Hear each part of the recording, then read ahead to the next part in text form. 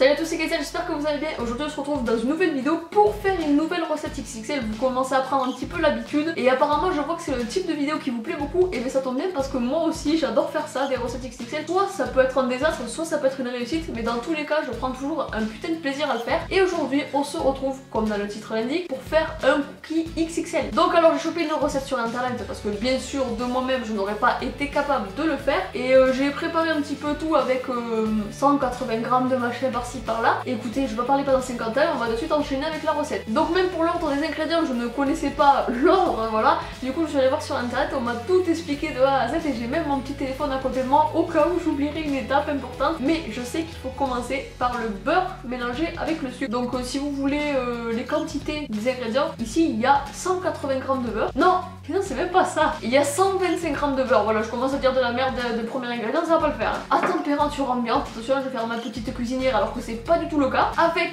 180 grammes de beurre. Le beurre, je viens de le mettre déjà, qu'est-ce que je dis moi? 180 grammes de sucre, sachant qu'il y a du sucre roux, c'est ça? Ah oui, du sucre roux et du sucre blanc. J'ai mis environ 150 grammes de sucre roux et 30 grammes de sucre blanc, donc en gros 180, et on mélange avec le beurre. Ensuite, on commence à mélanger les deux premiers ingrédients.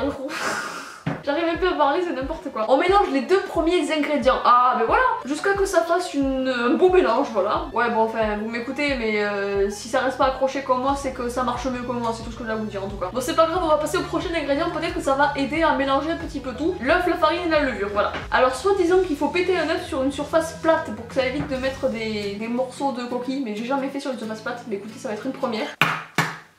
Oui. Et bien sûr, qu'est-ce que j'ai fait? J'ai coincé l'œuf dans le fouet. Bien sûr, j'aurais pas pu le mettre à côté, non, dans le saladier, non, j'ai bien mis dans le fouet. Donc après ne pas avoir fait la même connerie que moi, c'est-à-dire foutre l'œuf carrément dans le fouet, là où il y a déjà tout qui est accroché. On mélange, voilà, on mélange l'ensemble. En fait, je sais pourquoi vous aimez autant les recettes XXL. C'est pas parce que c'est la recette qui vous intéresse, mais c'est parce que vous aimez me voir galérer, c'est tout, je suis sûre c'est ça. Alors donc, il y a eu en première recette le Kit Kat qui a été une réussite. Ensuite, il y a eu le Twix qui a été un gros massacre. Et après, il y a eu le Donut qui a été réussi. Bon, j'avoue, j'ai beaucoup galéré, j'ai cru qu'elle allait se péter en deux. Bon, au final, j'ai réussi. Ça y est, ça commence à faire un truc un petit peu homogène. Attention, j'ai les termes et tout qui vont avec. Maintenant, on va incorporer la levure chimique, puis la farine. Et alors, souvent, je crois qu'il faut y aller en plusieurs étapes avec la farine, mais non, là c'est bon, ça ira. Bon, écoutez, je reviens, je vais aller chercher une sorte de fourchette pour décoincer tout ça, ou un couteau, je sais pas, mais parce que là, c'est en train de me faire péter les plombs. Bon, je suis de retour et du coup, je vais décoincer un petit peu tout ça parce que là, c'est un peu la merde. J'ai totalement défoncé le fouet, ajouter les pépites de chocolat et mélanger ça sans trop travailler. Oh, je vais ajouter les pépites, écoutez. Je comprends pas pourquoi la pâte, elle veut pas se mettre en bloc.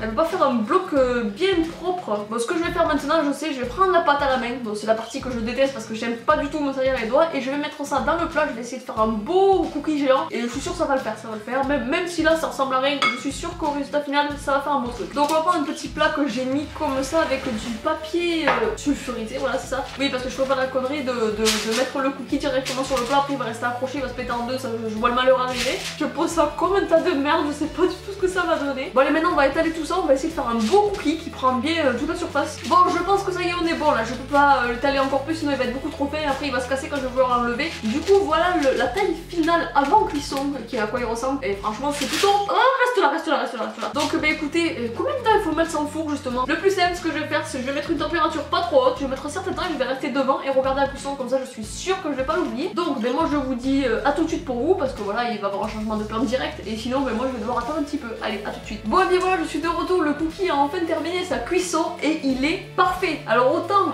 quand j'avais fait le mélange c'était dégueulasse, c'était pas très beau à voir. Et là franchement, vous pouvez voir comme ça de vous-même. Hein. Je suis plutôt contente du résultat. Alors on va essayer de faire comme ça, le faire glisser tout doucement. Te casse pas, te casse pas. Oui. Donc vous pouvez voir un petit peu la taille du cookie par rapport à ma tête quand même. Franchement, si là c'est pas du cookie XXL, qu'est-ce que c'est, j'ai envie de vous dire. Hein. Bon bah écoutez, en tout cas ce qu'on va faire, c'est comme d'habitude maintenant que je pense à le faire à chaque dégustation, sinon je me fais engueuler, vous commencez à savoir ce que c'est. C'est la dégustation. Bah oui, parce que sinon attendez, passons juste devant moi, si je le goûte pas c'est qu'il y a un souci. Je vous avoue qu'il a commencé un petit peu à se fissurer. Allez, on va essayer de le prendre comme on peut. Ouais non, il y a déjà un bout qui est en train de se décrocher. Bon écoutez, au pire on va découper comme une part de pizza. Voilà, oh là, oh putain. Déjà regardez ma main à côté de la part. Bon après je sais que ma main c'est pas trop une référence parce qu'elle est pas bien grande, mais quand même. Allez, on prend une petite part. Oh oh oh, comme une part de pizza, c'est pas magnifique ça. Donc, petite part de pizza, allez, à la vôtre.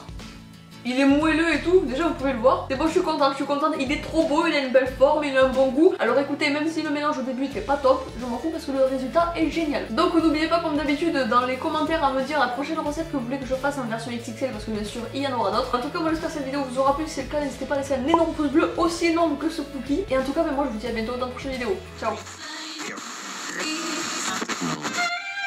No, I'm not a writer. Okay.